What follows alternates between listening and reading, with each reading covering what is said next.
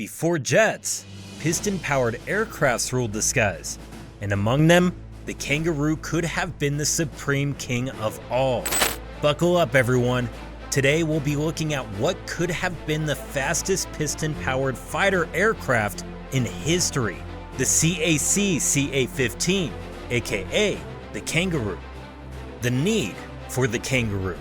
After the Imperial Japanese Navy Air Service attacked Pearl Harbor on the 7th of December 1941, it was just a matter of time before Australia had to fight back as well. Keeping the need of time in sight, the Australian Commonwealth Aircraft Corporation started working on making an aircraft that would put fear in the hearts of the enemies. At that time, the best fighter aircrafts that Australia had were CAC boomerangs. These included CAC CA-12 and CAC CA-13. In November of 1942, CAC started working on an aircraft that would be able to compete with, at that time, the modern Japanese fighter aircrafts. For this job, CAC needed help from the chief designer, Friedrich Wilhelm David. Born in Vienna, Austria, on the 1st of October in 1898, and more commonly known as Fred David, he became one of the very few people who worked for both sides during the World War. He designed cutting-edge aircrafts that soared in the skies during World War II. He arrived in Australia in 1939 as an Austrian Jew refugee. He had to report weekly to the police, as he was still an enemy alien. He had worked for Heinkel, a German aircraft manufacturing company. He had also worked for Mitsubishi and Aichi Kokuki, both of which are Japanese companies. His contributions led to the making of the Aichi D3A Type 99 Val dive bomber and the Mitsubishi A5M quad fighter. This meant that he was also responsible for designing the aircrafts used for the bombing at Pearl Harbor. After that, he was recruited by CAC to help fight the machines he had created for Japan. He knew their aircrafts because he helped design them, and so it was easier for him to design and upgrade. He also helped in the making of CAC boomerangs. However, the most advanced aircraft that he worked on was the CAC CA-15. He died in 1992 at the ripe age of 93. When asked about the single most life-changing advice he could give, he said, "Don't forget to subscribe to this channel and ring the notification bell as well." Jokes aside, we do recommend you do that. Now, it's time to get serious and technical, because we need to understand exactly what made the Kangaroo so special. The Kangaroo was 36.19 feet long and a 14.24 foot tall fighter aircraft.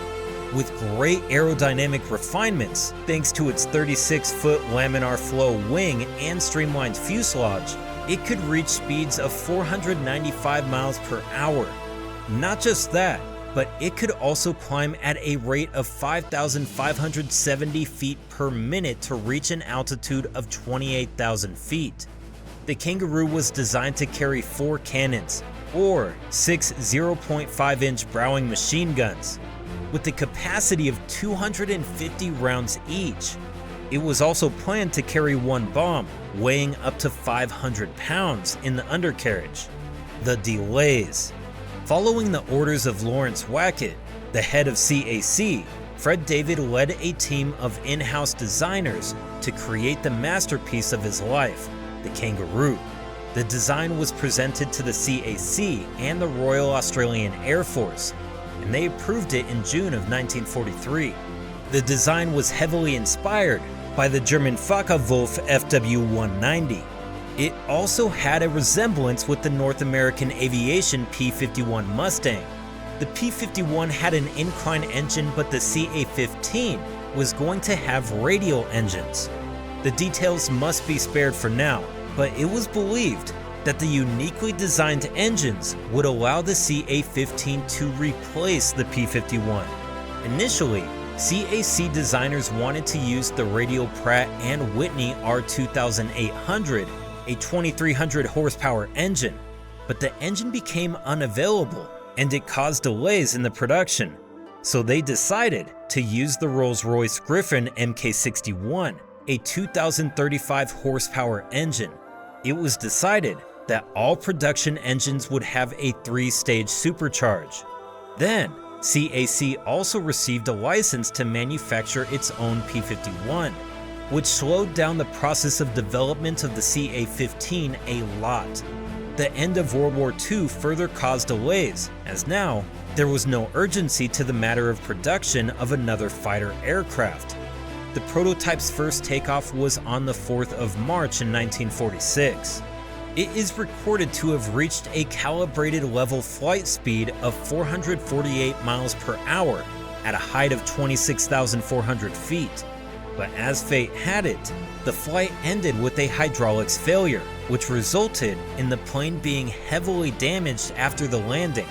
After the aircraft was repaired at CAC, it was sent to RAAF's Aircraft Research and Development Unit. By then, a lot of time had passed, and it was May of 1948. As a side note, RAAF got its first fighter jet in 1946. Australia has a very rich aviation history, and even today, the CAC CA-15 remains an intriguing specimen for those who are interested. Despite its very much promising capabilities, it never got to serve actively because of the arrival of the jet-powered fighter aircrafts, the jets. The prototype was finally scrapped in 1950, and no further aircrafts of the same kind were built, as it was obvious that the jet-powered fighter aircrafts were the future. They were a lot more promising and had a much greater potential than any piston-powered fighter aircraft. Reward. As a reward for you sticking with us till the end, we bring you the details of the world's best fighter jet in the year of 2023, the Lockheed Martin F-35 Lightning II. With its pilots using a special augmented reality helmet for unprecedented levels of situational awareness. It boasts unmatched stealth features, sensor fusion, the world's most powerful aircraft engine, data networking capabilities, and the most advanced radar. It has a 20-to-1 kill per death ratio in practice. There are 3 different variants of this very aircraft: the F-35A, F-35B, and F-35C.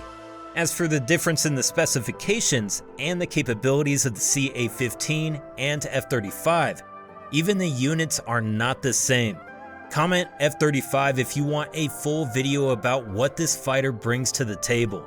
Thanks for watching the video till the end. Don't forget to leave a like if you find our videos entertaining and informative. Also, tell us in the comments section below what topics you would like us to cover in our future videos. As always, see you all in the next one.